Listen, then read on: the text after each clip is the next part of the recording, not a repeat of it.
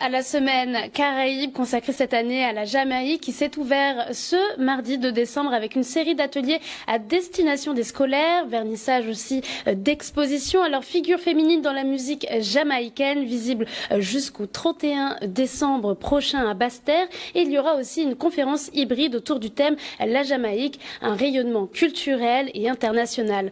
Un temps fort qui interroge la manière dont l'île parvient depuis des décennies à exercer une influence mondiale bien au-delà, bien sûr, de sa taille, à travers la musique, le sport, les arts visuels, la littérature, le militantisme aussi, ou encore la spiritualité. Tout de suite, un reportage signé Olivier Félix. La Semaine de la Caraïbe, c'est un événement qui a déjà été réalisé au sein de la médiathèque Caraïbe. Et on a voulu relancer cette opération et en choisissant un territoire qui parle à tout le monde, puisque tout le monde, lorsqu'on dit Jamaïque, a des choses qui viennent en tête, que ça soit au niveau de la nourriture, le sport et la culture. Donc c'était important de relancer avec un pays qui parle à tout le monde. En 1h15, on va tenter de présenter justement toute l'évolution sociétale notamment et culturelle de la Jamaïque. On sait tous que la Jamaïque a beaucoup influencé le monde, à travers notamment Bob Marley, mais en fait au final, quand on remarque qu'on ne sait pas grand-chose des mots qu'on emploie, du rastafarisme, de Marcus Garvey, et là on en sort avec de la substance et du coup on redonne du sens aux choses. C'est un projet qui a été construit sur le long terme, puisque ça fait donc depuis 2023 qu'on a repris.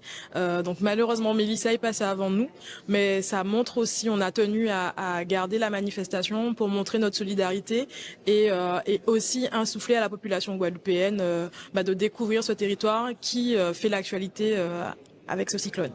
J'étais agréablement surpris parce que moi je sors du sport là, donc je suis un jeune retraité. J'étais venu écouter la conférence sur la Jamaïque, juste pour m'informer. Bon là, c'était un petit peu des jeux de rôle, il a fallu participer, c'était très bien. Très intéressant, ça m'a permis d'apprendre des choses, de renouveler peut-être mes acquis. Mais c'est vrai qu'il y a beaucoup de choses concernant l'histoire de la Jamaïque que je ne connaissais pas.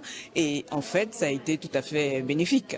Ils ont réussi, ils ont même dépassé mes attentes et leurs attentes, je pense, puisque beaucoup doutaient de leur capacité à interpréter ces petites cartes, les petits éléments donnés. Et ça a été un échange très, très riche, très dynamique. On a débordé, mais chaque fois que je viens à la Mecca, on déborde. Et voilà, très passionnant et passionné. Des participants passionnés, c'est le bout. On est ensemble jusqu'à samedi midi et demain soir on a une rencontre avec Olive Seigneur, qui est une autrice qui nous vient de la Jamaïque, qui est arrivée hier soir.